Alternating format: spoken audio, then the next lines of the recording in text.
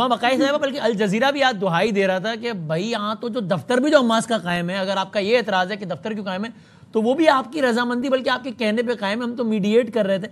ये बहुत ही यानी एम्बैरेसिंग के साथ साथ क्या कहें, यानी कि चले मैं सवाल एजाज साहब की गुफ्तगू से अगर जोड़ूं, आपका तज्जिया क्या है कि ये अरब स्टेट्स अब अपने आप को वल्नरेबल फील करके कि यार ये तो पता नहीं मामला किधर रुकेगा, फिर अब कुछ अमली इक़दाम करेंगे या नहीं, ये दीवाने का ख्वाब है, कुछ नहीं होने वाला है, इत्मीनान रखें। अरब स्टेट्स को तो छोड़िए वसीम, मेरा ख्याल है कि इस वक्त जो सबसे ज्यादा एक्सपोज हुआ है वो अमेरिका एक्सपोज हुआ है। क्योंकि अमेरिका के बारे में तज्जिया इस वक्त ये है कि वो सबको खुश कर रहा है और किसी को भी कुछ नहीं कह रहा। मतलब वो हमास के हमले को भी कह रहा है कि ये सही था हमास का हमला, फिर वो कतर से कह रहे हैं अच्छा अब हो गया आइंदा नहीं होगा, और वो इजराइल से कह रहे हैं कि मैंने तुम्हें इजाजत नहीं दी, यूनिलैटरल हमला था।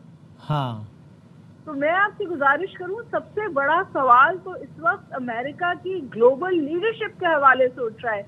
अमेरिका के अंदर फॉर्मर व्हाइट हाउस के एम्प्लॉइज ये कह रहे हैं कि इतनी एम्बिग्विटी ऑफ स्टेटमेंट्स हमने कभी नहीं देखी, और इससे भी बड़ी बात कहते हैं हम ऐसी सूरत हाल देख रहे हैं जहां अमेरिका इजराइल को नहीं बताता कि क्या करना है, इजराइल अमेरिका को बताता है कि क्या हो रहा है। तो जो एक किताब थी ना, that the tail wags the dog, ये इसकी आप ट्रू सूरत हाल देख रहे हैं। बिकॉज हमेशा से कहा जाता था कि ज़ियोनिस्ट लॉबी अमेरिका से बड़ी है, आज ये बात वाज़ेह हो गई कि शायद ज़ियोनिस्ट लॉबी व्हाइट हाउस से भी बड़ी है।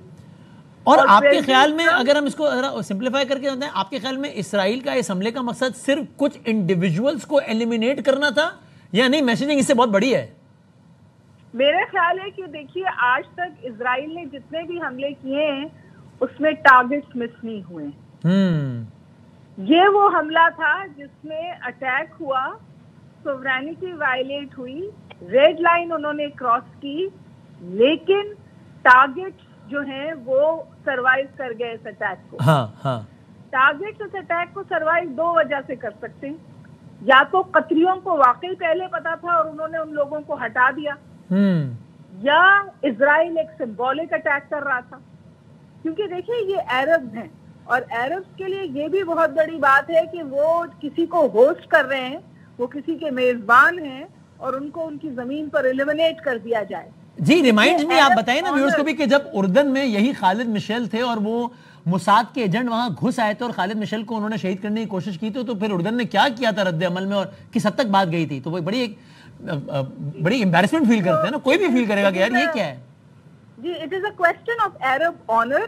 तो ऐसा लगता है कि सबको थोड़ी थोड़ी सेफ सेविंग दी गई है कि सिचुएशन एस्केलेट ना हो, लेकिन सिंबॉलिकली ये पूरी अरब वर्ल्ड को मैसेज है।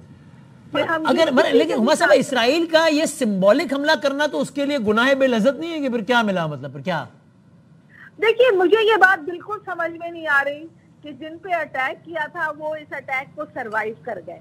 उनकी इंटेल इतनी हाई होती है, वो इतने, और कहते हैं कि उन्होंने शुरू में स्टेटमेंट दिया कि प्रिसिशन अटैक है ताकि कोलैटरल डैमेज ना हो, मिनिमम सिविलियन जो है इसमें मारे जाएं। एक इजरायली मिलिट्री ऑफिसर इसमें मारा गया है। अच्छा, तुम मैं मंसूर साहब, कतरी जी हाँ, कतरी ऑफिशियल मारे गए। हाँ।